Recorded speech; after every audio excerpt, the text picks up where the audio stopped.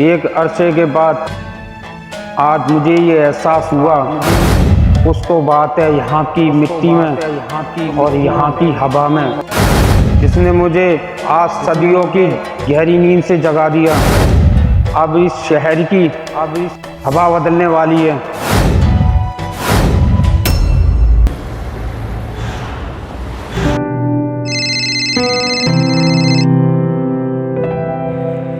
Hello यार, जिस mummy का मुझे इंतजार था फाइनली वो इंडिया आ ही गया।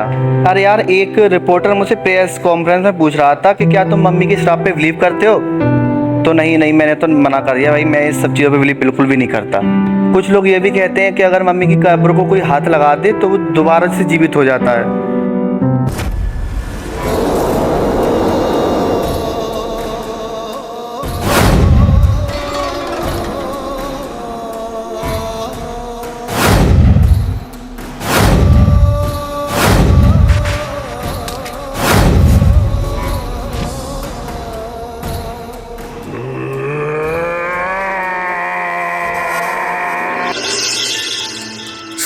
सर सारा घर ढूंढ लिया है, कहीं कोई सबूत, कोई निशान, कुछ नहीं मिल रहा है।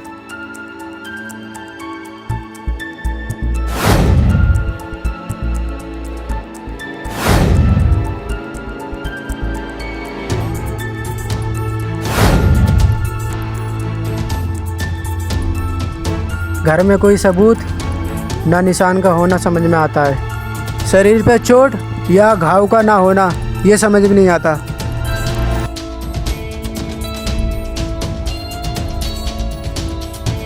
डॉक्टर अविनाश, कुछ पता चला इसकी मौत कैसे हुई है?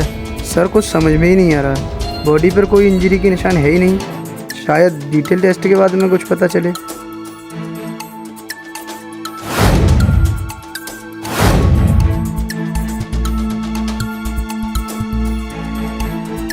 कबीर। हाँ sir, excuse me. Yes sir. ये देखो मिट्टी। सर ये मिट्टी, सर इसका मतलब यहाँ कोई ना कोई आया है। सर ऐसा करें, इस मिट्टी को फॉरेंसिक भेज देते हैं और वहाँ से कुछ ना कुछ तो पता चलेगा। मगर कहाँ से आया होगा सर? ना कोई ताला टूटा है, ना कोई कांच फूटा है। आया होगा तो कहाँ से आया होगा सर? हाँ आता हूँ सर।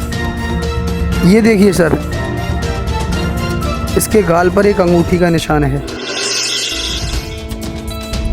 ओह, बहुत स्मार्ट कातिल है। कोई भी सबूत नहीं छोड़ता है। लेकिन ये चेहरे पे निशान, आखिर क्या मतलब हो सकता है इस निशान का? एसीपी साहब, विवेक की मौत का कुछ पता चला? ये केस बहुत पेचीदा है, इसलिए हमने सरकार से स्पेशल परमिशन और पावर्स की मांग की है। आप अपना ख्याल रखिए। Okay, thank you sir.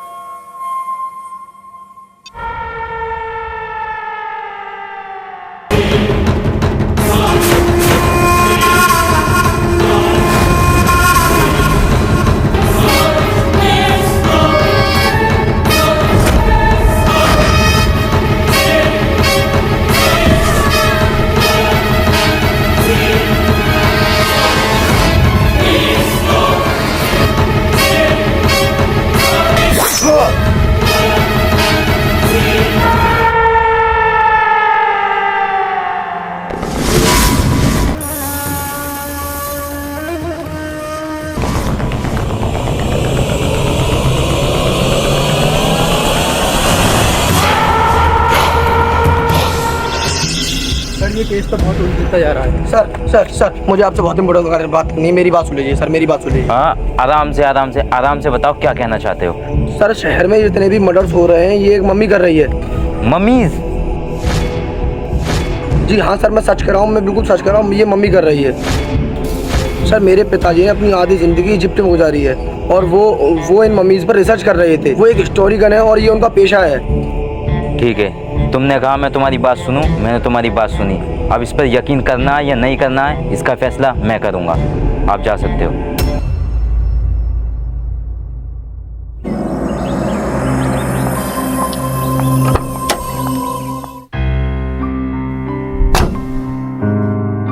अब इन लोगों को मैं कैसे समझाऊं, ये जितने भी मर्डर्स हो रहे हैं ये मम्मी कर रही है। अब इससे पहले वो मम्मी किसी और का मर्डर करे, मुझे ही कुछ करना पड़ेगा।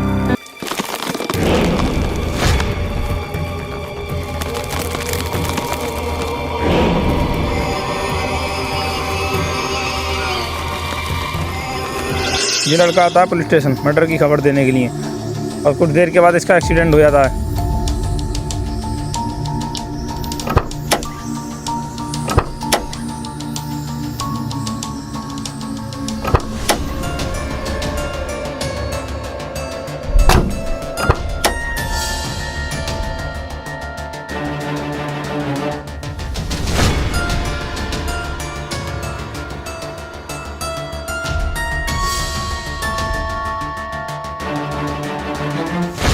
सर इसके चेहरे पे बिल्कुल वही निशान है। ये तो वही रेत है जो अनिल और विवेक के घर पे मिली थी।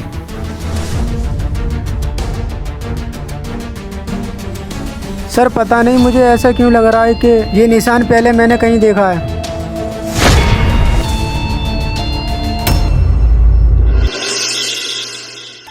देखिए सर, यही निशान इस मम्मी की अंगूठी पर भी है।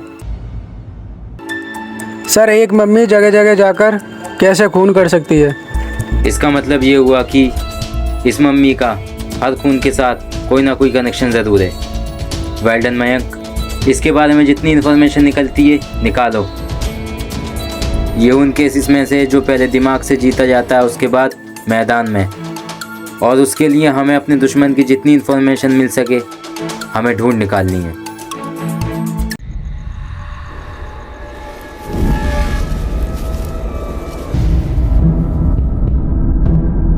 सही कह रहा था मैं, इस मम्मी की अंगूठी पर भी वही निशान है। सर लेकिन ये मम्मी जान का हमारे केस से क्या ताल्लुक हो सकता है? और पता नहीं इसकी कौन सी सौतन है जो इंडिया में आकर बसी है, जिससे बदला लेने के लिए पूरे 7-8 हज़ार साल बाद ये मम्मी वापस इंडिया आई है।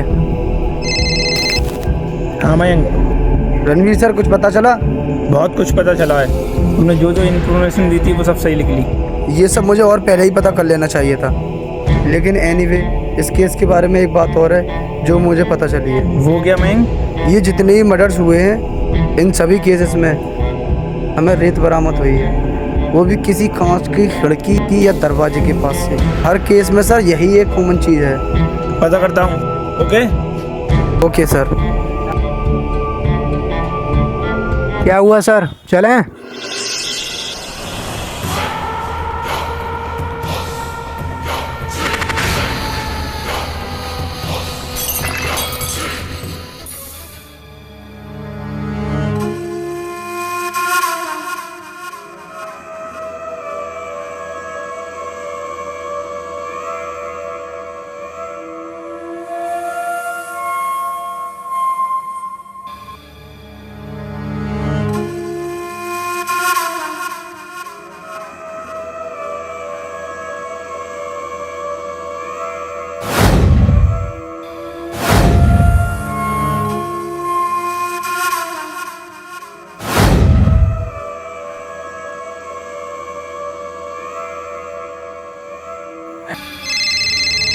हाँ मयंक बोलो। तो रणवीर सर,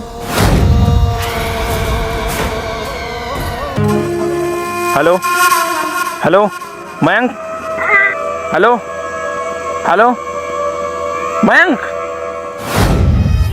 क्या हुआ सर? मयंक की जान खतरे में है, तो मयंक के घर पे जाओ और मैं इसी पिक्चर के पास जाता हूँ। ठीक है सर।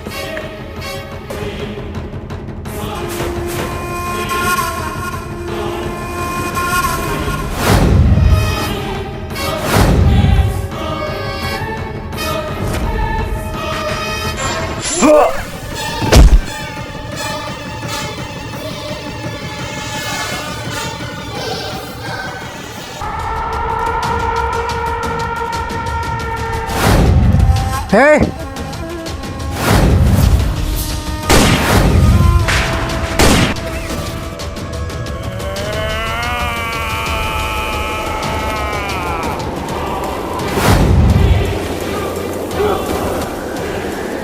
मयंक, मयंक मेरे भाई, बस 2 मिनट, बस 2 मिनट।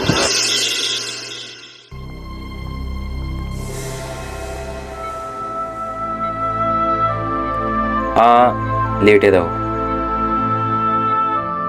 तुमने इस बार पूरी मेहनत और लगन के साथ अपनी इन्वेस्टिगेशन पूरी की है और इस बार तो अपनी जान पर भी खेले हो। किसी भी तरह उस मम्मी को उसकी कब्र तक पहुंचाना है। लेकिन कैसे सर? हम तो उस मम्मी के बारे में कुछ जानते ही नहीं। हम नहीं जानते सर, लेकिन वो लड़के का बाप जानता है। सर वो हिस्टोरियन, सर वो कुछ ना कुछ हमारी मदद कर सकता है।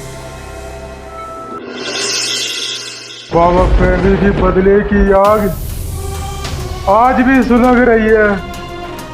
ये कहानी उस सदी की है जब इजिप्ट के राजा हेरोडारियस के दरबार में बाबा फेबी सेनापति हुआ करता था। उसके बुद्धिमानी और समझदारी के चर्चे पूरे दरबार में हुआ करते थे। मुझे गर्व है बाबा फैबी, तुम जैसे ईमानदार और वफादार सेनापति पे।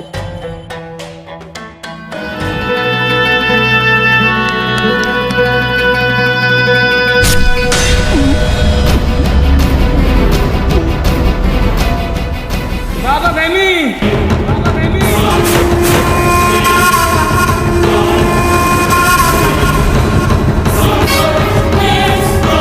मैं मिस्र का राजा होने के नाते ये हुक्म देता हूँ कि बाबा फहमी को जिंदा मम्मी बना दिया जाए। इसीलिए उसके मन में सारे मर्दों के लिए जहर भरा हुआ है और जिस दिन से उसको यहाँ लाया गया है उसकी आत्मा फिर से जिंदा हो गई और उसके अंदर की जलती हुई आग और भड़क उठी। इसका मतलब ये जो मम्मी है अपने बदले की आग की नुमाइश करना चाहता है, इसलिए अपने हर शिकार के चेहरे पर एक अंगूठी का निशान छोड़ जाता है। पता नहीं इस बार अपने बदले की आग की नुमाइश वो किस पर करेगा। हाँ मयंक। सर मैं कुछ फ़ोटो देख रहा था उस दिन के जिस दिन मम्मी को डिस्प्ले पर रखा गया था। सर उसमें मुझे एक ऐसी फ़ोटो मिली जिसमें विवेक, अनिल, मैं और आशिफ रॉय चारों साथ में थे। अब जिसमें देखा जाए तो सर अनिल और विवेक तो मारे जा चुके हैं और मुझ पर भी हमला हो चुका है, तो बचा अब आशिफ रॉय। कहीं ऐसा तो नहीं है बाबा फहमी का अगला शिकार अब आशिफ रॉय हो? ओके, कबीर, रणवीर, मम्मी का अगला शिकार मंत्री आशिफ रॉय है।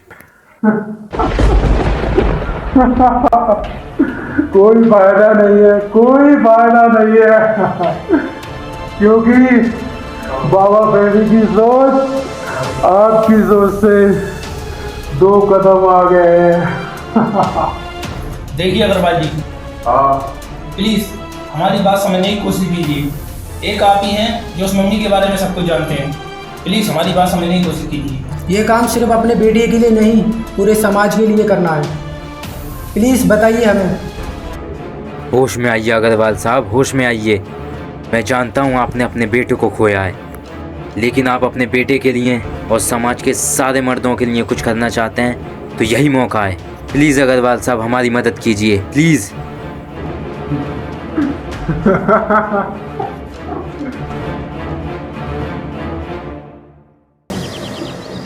आप तो समझ ही गए होंगे ये कोई मामूली मुजरिम नहीं है, बहुत ही खतरनाक और संगीन मुजरिम है, कुछ भी कर सकता है।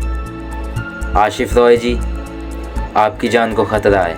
देखिए मैं ये नहीं कह रहा, जो आप कह रहे हैं वो गलत है। और देखिए अगर मैं हर किसी मुजरिम के डर से घर में बैठूं तो कैसा चलेगा। और देखिए मैं जनता का सेवक हूं, अपने स्वार्थ के लिए छिपकर तो बैठ नहीं सकता। बिल्कुल ठीक कहा आपने, लेकिन मैं भी बिना सिक्योरिटी दिए आपको बाहर जाने की इजाज़त नहीं दे सकता।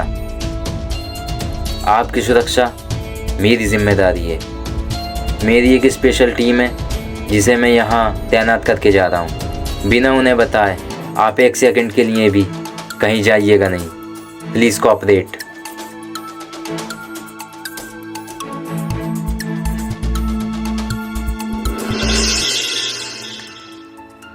आई थिंक डील के अंदर 24 नंबर है।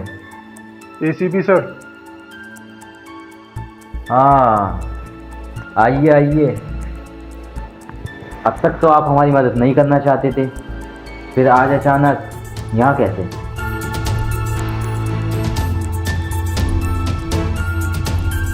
सर मैं अपने बेटे की आत्मा की शांति के लिए आया हूँ।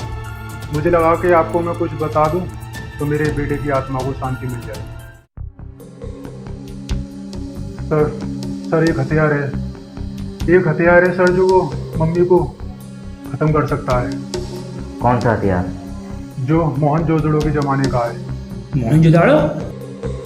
ये क्या कह रहे हैं सर? मोहनजोदाड़ो तो हिंदुस्तान का था, लेकिन ये मम्मी तो मिस्र की है। हाँ सर, लेकिन सर जिस समय मिस्र की सभ्यता जन्म ले रही थी, उसी समय इंडिया में भी हड़प्पा सभ्यता ने जन्म लिया।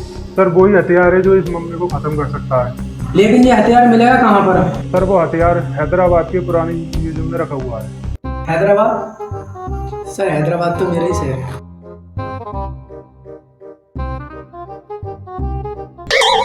और सर हमें हैदराबाद से वो हथियार लेके आना ही होगा।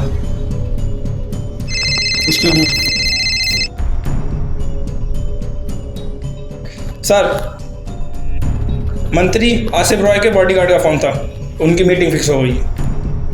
हैदराबाद से मुंबई उस हथियार को लाने में काफ़ी समय लगेगा। रणवीर सर तुम्हें जो भी इन्फॉर्मेशन चाहिए तुम इनसे लो और हैदराबाद के म्यूजियम में कांटेक्ट करो, उनसे कहो तुम वो हथियार लेने आ रहे हो। Good evening everyone. मुझे आज इस बात की खुशी है कि आप लोगों ने मुझे ये मौका दिया कि मैं जनता की परेशानियों को जान सकूं, उनकी परेशानियों का हल निकाल सकूं। कॉन्फ्रेंस शुरू होने वाली है और रणवीर अभी तक आया नहीं है। कहाँ रह गए रणवीर? मंत्री साहब, आपने कुछ समय पहले मिस्र से मम्मी मंगाई थी, उसे यहाँ मंगाने की वजह जान सकता हूँ मैं क्या? देखिए, हम हमेशा से यही चाहते थे हिंदुस्तान में ऐतिहासिक चीज़ों को मंगाया जाए ताकि आने वाली जनरेशन उनके बारे में जान सके। कहाँ रह गया बाबा फैबी? लेकिन सर कुछ दिनों पहले वो हत्याएं हुई हैं, तो उन हत्याओं का कारण उस मम्मी को माना जा रहा है। उसके बारे में आप क्या कहना चाहेंगे? देखिए, उन हत्याओं की छानबीन हमारी पुलिस कर रही है। जैसे कोई नतीजा सामने आएगा आपको बता दिया जाएगा।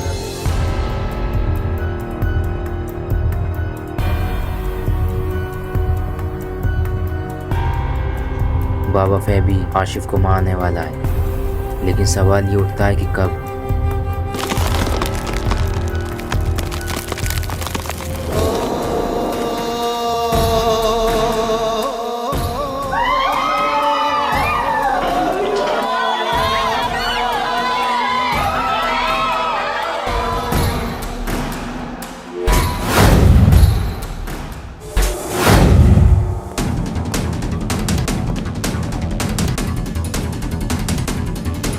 मैं तुम्हें ऐसा नहीं करने दूंगा।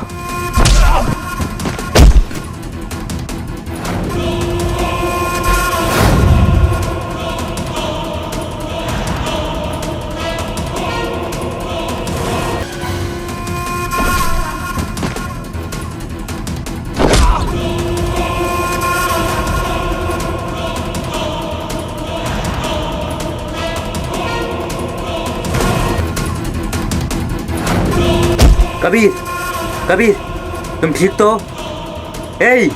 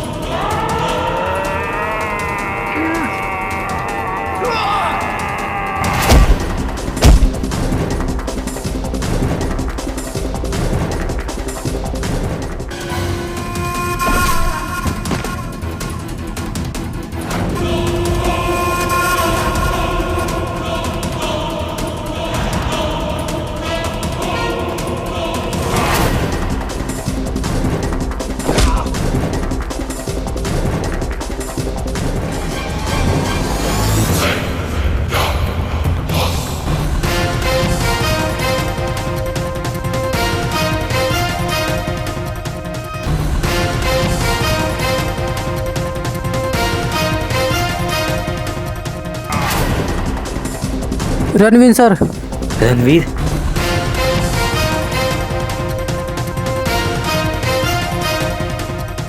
सर रणवीर वो कुल्हाड़ा उस मम्मी के मारो।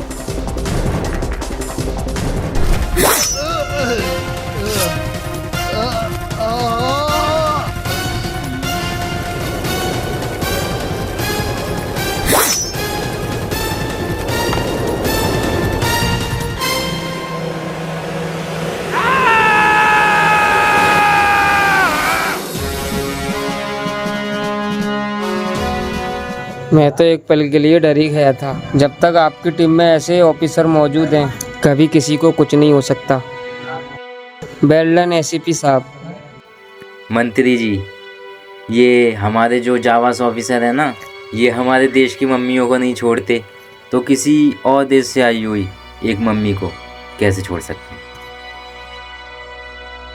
कबीर, रणवीर, आज तुम दोनों ने अपना फ़र्ज़ पूरा करके दिखाया और तुम दोनों की वजह से इतने लोगों की जान बच सकी।